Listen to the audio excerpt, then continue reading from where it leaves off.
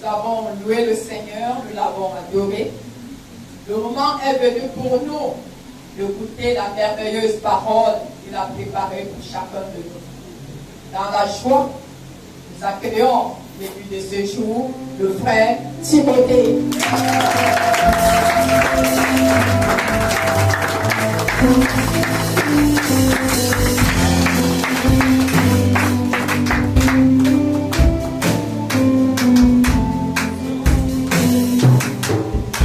Alléluia. Amen. Béni soit-tu Seigneur notre Dieu pour le privilège que tu nous fais rassembler dans ta sainte présence, écouter à présent ta parole.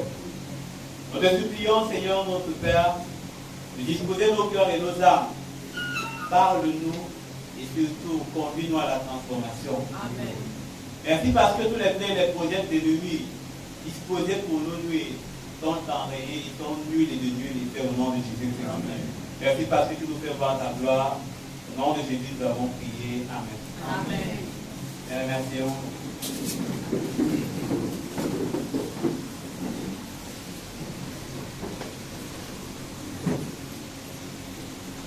Je bénis l'Éternel, le Père de notre Seigneur Jésus, qui me fait l'insigne privilège d'être son porte-parole en ce jour et de transmettre son message à son peuple.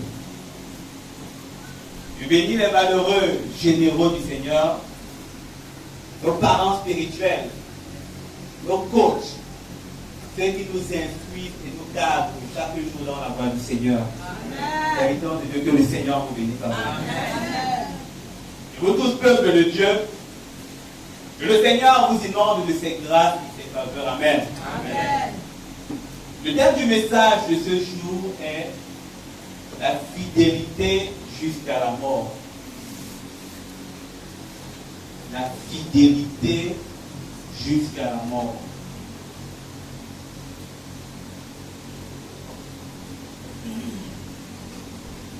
Aujourd'hui, le siècle présent connaît une crise de valeurs.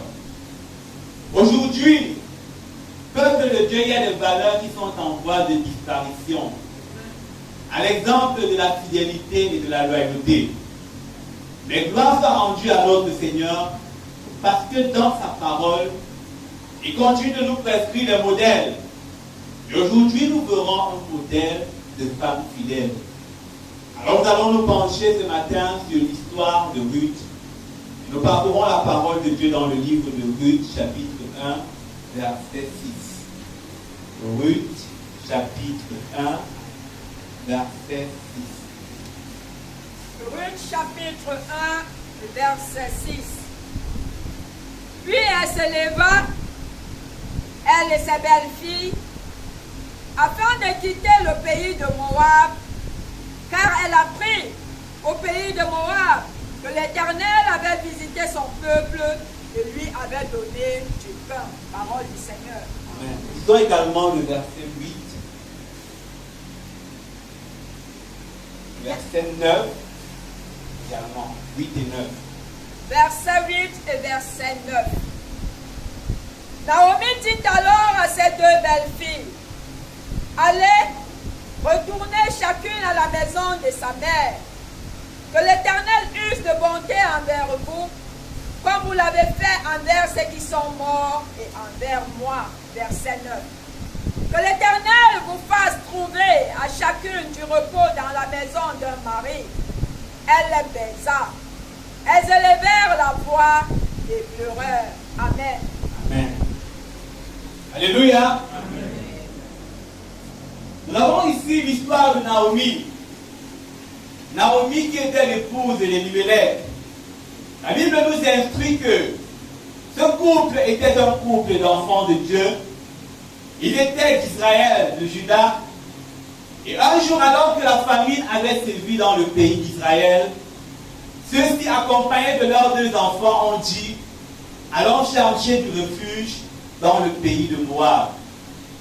Sauf qu'arrivés au pays de Moab, au lieu de trouver le refuge et le salut, ils ont plutôt rencontré l'exterminateur qui a arraché à la vie Elimelech, mari de Naomi et qui a aussi arraché à la vie ses 2 fils. Bien-aimés, laissant ainsi Naomi privée de son mari et de ses enfants, et avec elle 2 femmes, les femmes qui avaient pris ses enfants dans le pays de Moab.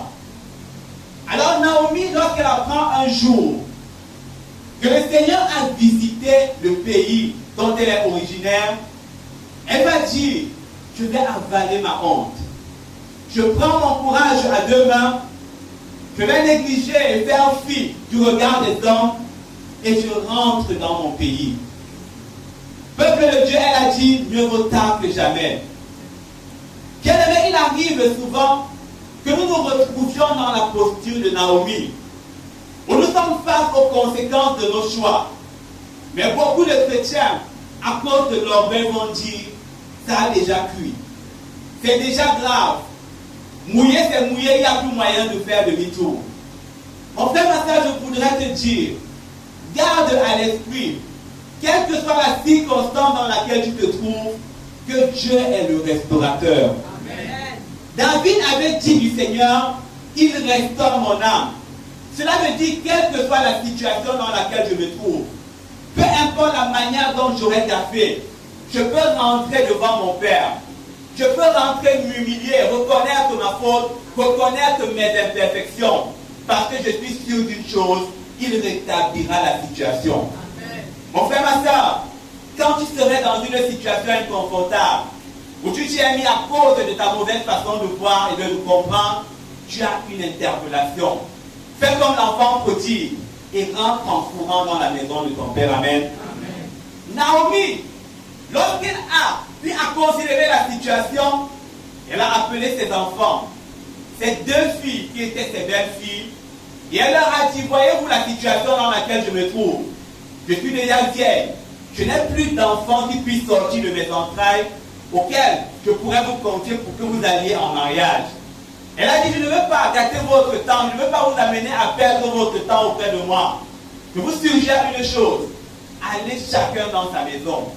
Que le Seigneur vous fasse grâce et que vous trouviez des maris pour être heureuses. Et la Bible me dit que lorsque ces femmes entendent ces paroles, elles éclatent en sanglots. Ce qui révèle la qualité de la relation qui existait entre Naomi et ses belles-filles, et même ce qui révèle la nature de Naomi. Parce que je voudrais dire, mon frère, ma soeur, à la lumière de ces écritures, que Naomi était une femme de bien. Peuple de Dieu, aujourd'hui, le mariage est devenu une paume de discorde dans les familles.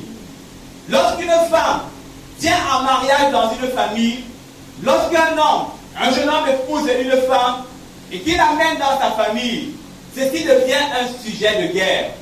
La guerre entre la belle-mère et la belle-fille. Je voudrais m'adresser à une belle-fille. Je voudrais m'adresser à cette jeune femme qui, à cause du gros cœur, en vient à dire, je ne veux plus voir ta mère chez moi. Qui, à cause du gros cœur, en vient à dire, ta mère me casse les pieds. Je voudrais te dire, toi belle-fille, est-ce que tu as l'idée des sacrifices qu'a enduré cette mère pour mettre son enfant au monde? Bien aimé, il y a des mamans qui, pendant les 9 mois de grossesse, passent le temps à aller dans les hôpitaux parce que leur santé est menacée. Il y a des mamans qui, lorsqu'elles doivent accoucher, à cause de la difficulté de la circonstance, elles doivent passer par la césarienne. Certaines subissent l'épisiotomie, c'est-à-dire elles vont se faire inciser les parties génitales pour que l'enfant puisse également sortir. Peuple de Dieu, il y a des mamans qui ont été abandonnées lorsque l'enfant est né par le parent mâle et qui ont dû assumer à elles seules le double rôle de mère et de fils. Il y en a même qui, à cause de la dureté de la vie, ont dû accepter les petits métiers, accepter les métiers difficiles, parce qu'elles voulaient assurer l'éducation de leur enfant. Aujourd'hui, tu te retrouves devant le produit fini. Aujourd'hui, tu te retrouves devant cet enfant qui avait souffert entre les mains de sa mère pour l'élévation, et tu en viens à dire, je ne veux pas voir ta mère ici, elle est une sorcière. Mon frère, ma soeur, si tu agis de cette manière, ça veut dire que c'est toi la vraie sorcière. Parce que tu n'étais pas là lorsque la maman se débattait, lorsque la maman souffrait. Mon frère, ma soeur, je voudrais dire en ce jour à une femme qui en vient à dire à son mari, choisis entre ta mère et moi. Mon frère, ma soeur, il n'y a pas de choix à faire. Parce que la parole de Dieu a déjà tranché. Le Seigneur a dit, honore ton père et ta mère. Et il a dit à l'homme vis-à-vis de sa femme, femme, soyez soumise à vos maris. Amen. Cela veut dire que le Seigneur a déjà établi la distinction. Et il a dit, la femme, la mère est au-dessus de la femme. Cela veut dire que même lorsque la mère se serait mal comportée, toi, enfant, toi, fils, tu as le devoir de rétablir l'ordre. Dans tout le respect, dans toute la considération et dans toute la soumission à ta maman. Parce que là, c'est une prescription divine. Peuple de Dieu, je voudrais en ce jour m'adresser à une femme qui est en train de manifester un mauvais comportement.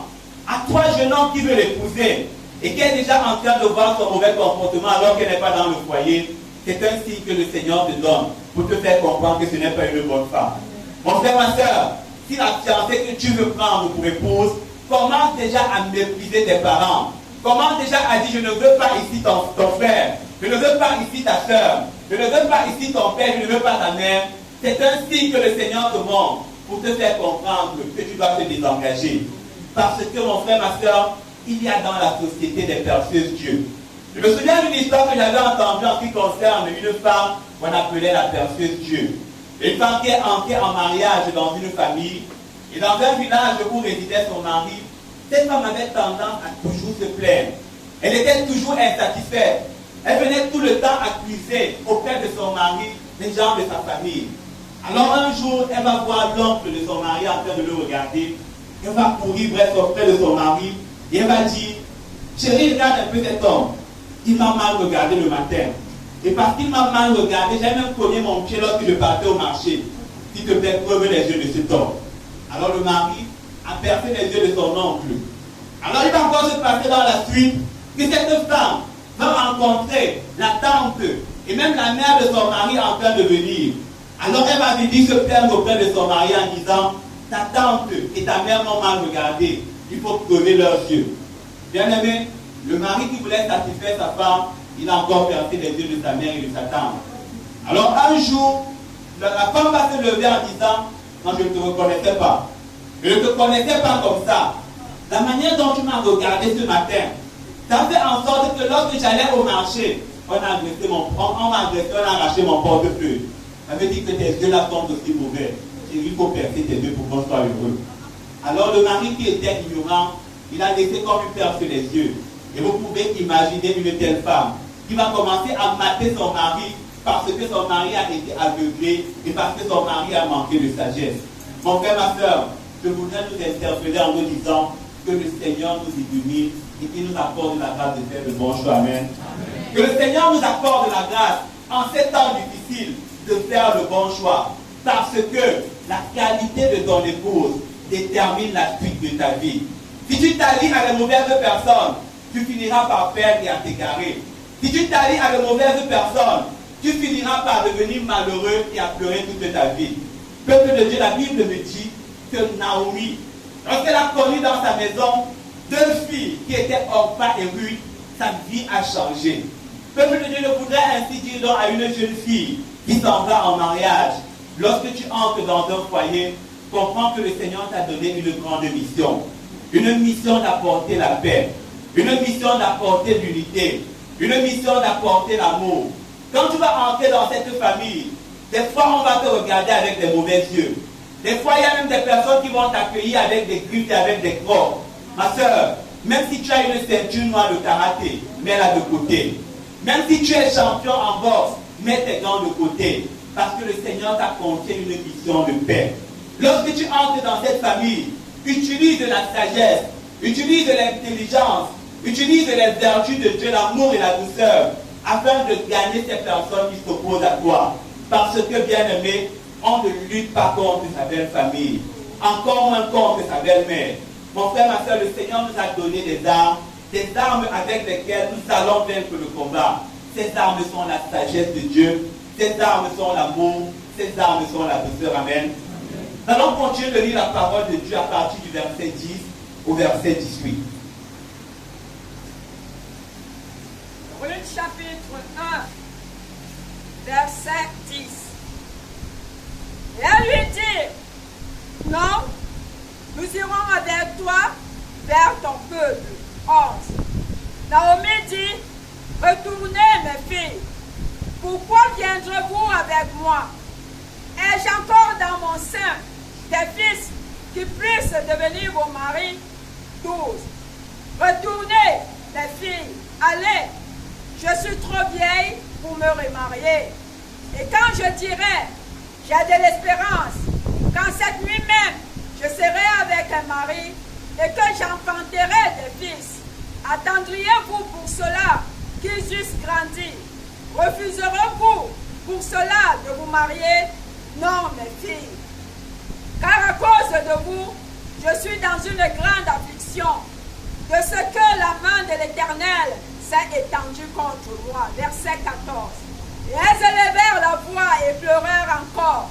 Orpa-Béza, sa belle-mère, mais Ruth s'attacha à elle. 15. Naomi dit à Ruth, voici ta belle-sœur est retournée vers son peuple et vers ses dieux. Retourne comme ta belle-sœur. 16. Ruth répondit, ne me presse pas de te laisser, de retourner loin de toi. Où tu iras, j'irai. Où tu demeureras, je demeurerai. Ton peuple sera mon peuple et ton Dieu sera mon Dieu. 17. Où tu mourras, je mourrai et je serai enterré. Que l'Éternel te traite dans toute sa rigueur, si autre chose que la mort vient à me séparer de toi. Verset 18. Naomi, la voyant décidée à aller avec elle, cessa ses instances. Parole du Seigneur. Amen. Alléluia. Amen. Naomi apprécie ses belles filles. Elle leur a dit partez. Elle a insisté. Elle a persisté. Bien aimé. Mais il y en avait parmi ses belles filles une qu'on appelait Ruth. Et elle a dit, je ne peux pas te laisser partir. Je voudrais en cela encore relever le bon caractère de ces belles filles. Et même par-dessus tout, le bon caractère de ces belles-mères. Parce que disons-le, dans certains foyers, dès que le mari est mort, lorsque les jeunes filles se sentent surtout mal, la plupart des temps, ils ne demandent même pas la vie de la belle-mère. Elles vont directement l'abandonner pour aller en leur lieu. Bien aimé cette femme, alors que leur belle-mère est en train de leur dire, partez, elles disent, je vais rester.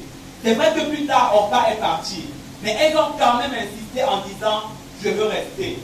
Mon frère, ma soeur, je voudrais te dire en cela qu'un chrétien devrait être ainsi. Quelqu'un à qui on s'attache, quelqu'un à qui on a de la peine à se séparer, quelqu'un dont on a de la peine à se séparer, quelqu'un dont on devrait se séparer difficilement. Il y a des personnes qui appellent, elles ont déjà tourné le dos, qu'on les a abandonnées dans une situation difficile. Mon frère, ma soeur, si tout le monde te fuit, si personne n'aime ta compagnie, tu devrais te poser des questions. Parce que tout le monde ne pourrait pas être mauvais. Quand tout le monde adopte vis-à-vis de toi une mauvaise attitude, interroge-toi et questionne-toi. La Bible me dit que cette femme, Naomi, parce qu'elle avait bon caractère, et parce que ses belles filles se trouvaient à l'aise dans sa présence, elles ont insisté en disant, je veux rester avec toi. Bien aimé, Naomi les a libérés. Mais Ruth a dit, malgré cela, je m'approche à toi. Il a dit, Naomi, ma belle-mère, je ne t'aime pas seulement, mais je veux te ressembler. Elle a dit, je vais te suivre partout où tu iras. Ton Dieu sera mon Dieu. Mon peuple, ton peuple sera mon peuple. Là où tu mourras, moi aussi je mourrai. Là où tu seras enterré, moi aussi je serai enterré. Bien aimé, au départ, elle avait connu cette femme derrière son mari. Mais même lorsque son mari est mort, elle a dit, femme, je continue de t'aimer. Je continue de te respecter. Je continue de m'accrocher à toi. Mon frère, ma soeur, des fois les relations peuvent commencer à cause d'un intérêt, à cause d'une quelconque raison, mais des fois perdurer lorsque ces relations sont sincères à cause du bénéfice qu'on en a tiré. La Bible nous enseigne que lorsque la femme samaritaine était venue auprès de Jésus, elle a goûté Jésus, elle a expérimenté, elle a couru pour aller dire aux autres, venez voir un homme qui m'a tout dit. Lorsque ses concitoyens sont venus auprès de Jésus, elles ont finalement dit, nous ne croyons plus parce que tu nous as dit, c'est parce que nous avons goûté Jésus et nous pouvons attester que Jésus-Christ est le Messie. Amen. Peuple de Dieu, Tu peux être venu dans cette maison à cause d'un ami.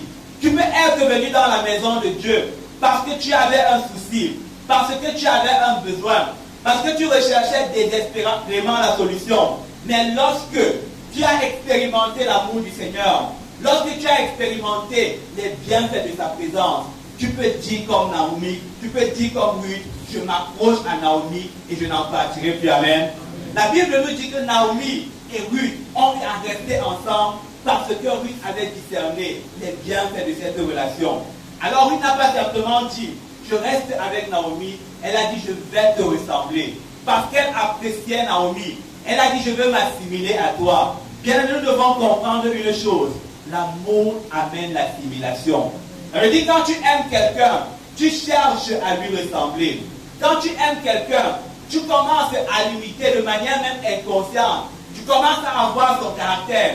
Tu commences à voir sa façon de parler. C'est la raison pour laquelle les disciples, parce qu'ils aimaient Jésus, on a pu discerner en eux Jésus qu'ils revêtaient par leur manière de faire au quotidien. En cela, je voudrais te dire, bien-aimé, que si tu ressembles au monde, cela veut dire que tu admires le monde. Si tu ressembles aux coutumes des païens, c'est parce que tu les envies. Parce qu'en réalité, si tu admires Jésus et que tu le contemples au quotidien, tu finiras par devenir comme lui. Ruth n'a pas simplement dit, je vais te ressembler. Ruth a dit, ton peuple sera mon peuple, mon Dieu, ton Dieu sera mon Dieu. Elle a dit en cela, nous devenons un. Nous devenons un à cause de ton Dieu. Mon frère, ma soeur, voilà aussi à quel niveau le Seigneur voudrait nous conduire. Il voudrait que l'amour nous conduise à être un. Que l'amour nous conduise à parler le même langage. Que l'amour nous conduise à avoir la même crainte de Dieu. Bien-aimé, l'apôtre Paul disait en cela que ce n'est plus moi qui vis, c'est Christ qui vit en moi. Oui, ici me dit, Naomi, tellement je t'aime et je t'apprécie, je me laisse absorber par ta religion. Je me laisse absorber par ton Dieu. Je me laisse absorber par ta foi. Mon frère, ma soeur, cela voudrait nous faire comprendre que nous devons encore reconsidérer nos relations, reconsidérer nos unions. Parce que le Dieu, il est inconvenant qu'un chrétien puisse marcher ou alors puisse s'entendre et même se marier avec une bouddhiste et que les deux restent séparés. Mon frère, ma soeur, à un moment, les deux doivent basculer vers un camp. Mon frère, ma soeur, tu ne peux pas rester marcher avec un païen. Peuple de Dieu, tu as besoin à un moment de l'absorber dans ta foi. Autrement, c'est lui qui va t'absorber. Naomi ici avait absorbé Ruth. Voilà aussi le devoir qui nous incombe, d'absorber les autres. Alors, Naomi a pu dire que voici désormais nous faisons un peuple. Et Ruth a pu dire, moi aussi, je me laisse désormais gouverner par ton Dieu. Mon frère, ma soeur, nous avons un devoir de nous laisser absorber par le Seigneur. Nous avons également le devoir, parce que nous marchons avec le Seigneur, de parler le même langage que lui. Nous avons le devoir, parce que nous marchons avec Jésus, de parler la même langue que lui, de nous comporter de la même manière que lui. Je voudrais aussi transposer cela dans le couple, dans le mariage, parce que lorsqu'on se marie, on dit que l'on est en train de former une union et les deux deviennent une seule chair. Amen. Maintenant, il se trouve que l'on a constaté maintenant dans les foyers qu'il y a une sorte de distinction, de séparation entre l'homme qui va dire des fois c'est mon bien et la femme qui va dire c'est pour moi. Mon frère, ma soeur, lorsqu'on se marie, on laisse disparaître le monde, on laisse disparaître le ton, on laisse disparaître le son pour désormais adopter le nôtre. Quand on se marie, on laisse disparaître les individualités, on laisse disparaître les cachotteries pour désormais mener une seule vie. C'est la raison pour laquelle on ne devrait pas entendre dans le foyer l'homme qui dit c'est ma vie privée, la femme qui dit c'est ma vie privée. Mais le Seigneur vous a appelé à avoir une seule vie, à partager ensemble votre destinée. Peuple de Dieu ne devrait pas comprendre dans les foyers. La femme qui dit c'est pour moi ici ne touche pas. L'homme qui dit c'est pour moi ici ne touche pas. Peuple de Dieu, et même j'ai envie de dire que l'homme devrait être tellement complice que même le téléphone devient quelque chose que tout le monde peut consulter. Qu'est-ce que c'est que dans un foyer, le téléphone est devenu la chose la plus confidentielle. Peuple de Dieu, pour avoir accès au téléphone d'une personne, tu vas rencontrer 3 barrières de sécurité. L'empreinte, tu vas rencontrer la reconnaissance faciale, tu vas rencontrer le code à 4 chiffres. Mon frère, ma soeur, le Seigneur nous a appelés à avoir une vie de liberté. Lorsque tu marches dans le Seigneur, dans une vie de liberté, tu n'as pas peur de montrer ton pôle. Tu n'as pas peur de te laisser même fouiller parce que tu n'as rien de mauvais à cacher. Peuple de Dieu, la Bible nous enseigne que Ruth a embrassé la vie de Naomi. Peuple de Dieu, et la parole de Dieu nous enseignera plus tard que Ruth a bien bénéficié des merveilles de cette relation, des merveilles de sa fidélité, de sa sincérité, en ce sens que le Seigneur va la récompenser. Regardons une chose, Ruth, qui était une Moabite, va désormais s'inscrire dans la lignée messianique, parce qu'elle sera l'arrière-grand-mère de Jésus, en ce sens que elle va accoucher Obed, Obed va accoucher Isaïe, Isaïe va accoucher David, et nous savons tous qu'on appelle Jésus le fils de David, n'est-ce pas? Peuple de Dieu, la Bible nous dira aussi que cette femme de Ruth va occuper une place spéciale, au point où le Seigneur va la combler en Israël. Elle a retrouvé un mari, et elle n'a pas trouvé n'importe quel mari. Un mari qui craignait Dieu, un mari qui était haut placé. Pour nous dire, mon frère, ma soeur, que lorsque nous marchons avec le Seigneur, et lorsque nous décidons de tout abandonner pour lui, le Seigneur nous récompense au centuple. Et même regardons la parole de Dieu que nous lisons. Nous sommes en train de lire un livre qui est intitulé Ruth. Cela veut dire combien le Seigneur a honoré cette femme. Parce que je voudrais dire, il n'y a pas un livre qu'on appelle Marie. Je sais que le Seigneur a honoré Marie. Il n'y a pas un livre qu'on appelle Joseph. Je sais que le Seigneur a honoré Joseph. Et le Seigneur a voulu honorer lui de manière spéciale en disant tu as tout abandonné pour me suivre. Alors je te récompense. Mon frère, ma soeur, si tu choisis de tout abandonner pour suivre le Seigneur Jésus, tu seras récompensé et tu seras grandement récompensé. Donc le problème, c'est que nous disons avoir tout laissé pour accepter Jésus et nous continuons de poursuivre les choses que nous disons avoir laissées. Mon frère, ma soeur, tourne-toi vers le Seigneur. Décide de le suivre de tout ton cœur et décide de lui être fidèle jusqu'à la mort. Ainsi, la récompense qu'il a faite à Ruth sera également ton partage. Et tu as accepté le message de ce jour. Que le Seigneur te bénisse.